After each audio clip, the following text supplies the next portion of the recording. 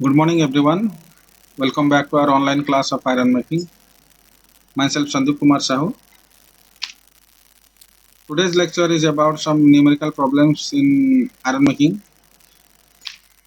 So, outlines of this class are the theoretical Fe content of iron bearing materials, that means the ores, available base of the flux, and the material balance, that means the statistics of material flow inside a blast furnace. So, now we will calculate the amount of iron in our iron ores. We generally come across the iron ores importantly, those are hematite and magnetite. And for calculating the amount of iron in iron ores, we have to take the atomic masses of iron and oxygen. We have taken 56 and 16 respectively. If the question does not provide this data, then we can take 56 and 16 accordingly. But if it provides data, then we have to take that one. Okay. So first of all, we have to calculate the mass of Fe2O3. So Fe2O3 means 2 times Fe, that means 2 into 56. 3 times oxygen, that means 3 into 16.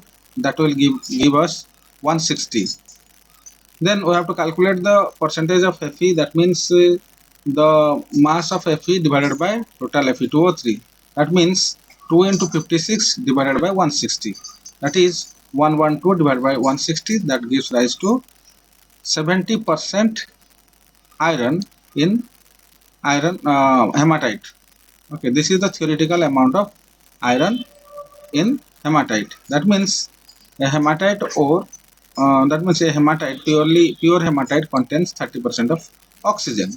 If the ore contains about 10% gangue material, that means it is 90% pure, then Fe content will be 0.9 into 70, that will be 63%. Similarly, we can calculate the iron content of magnetite. Magnetite, that means Fe3O4. We have to memorize this formula, otherwise we cannot calculate. Okay, 3 into 56 plus 4 into 16, that will be giving 232. Likewise, we can calculate that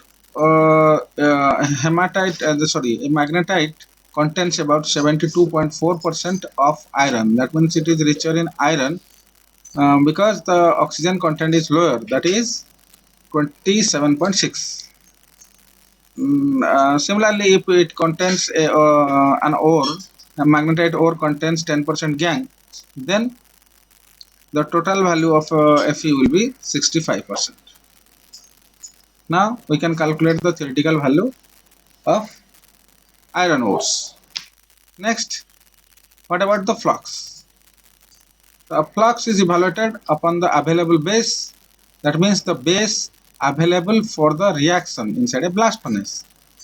Because all the basic oxides are not available inside the blast furnace because it contains some amount of acid oxides like silica. So we have to neutralize this acid oxides. Then after, the remaining amount will be available for reaction inside a blast furnace.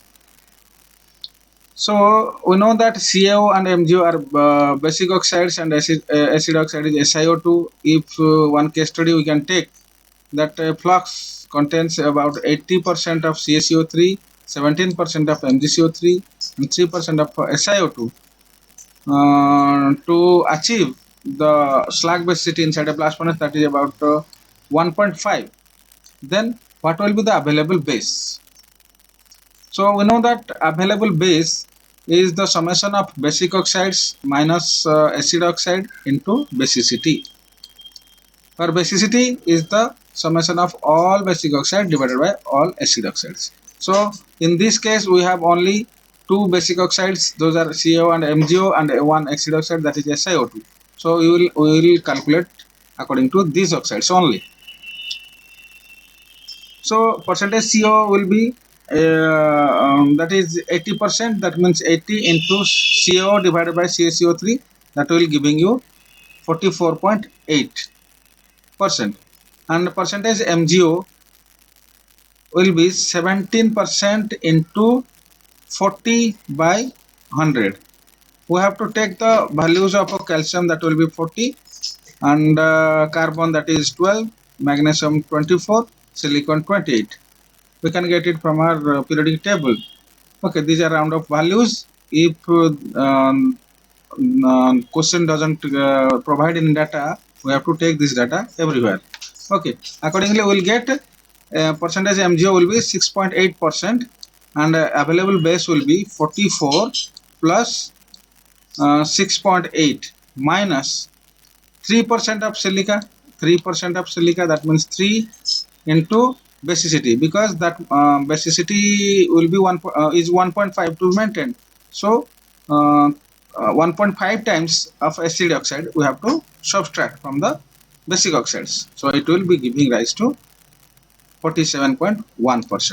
So this is the available base of the flux to be utilized inside a blast furnace.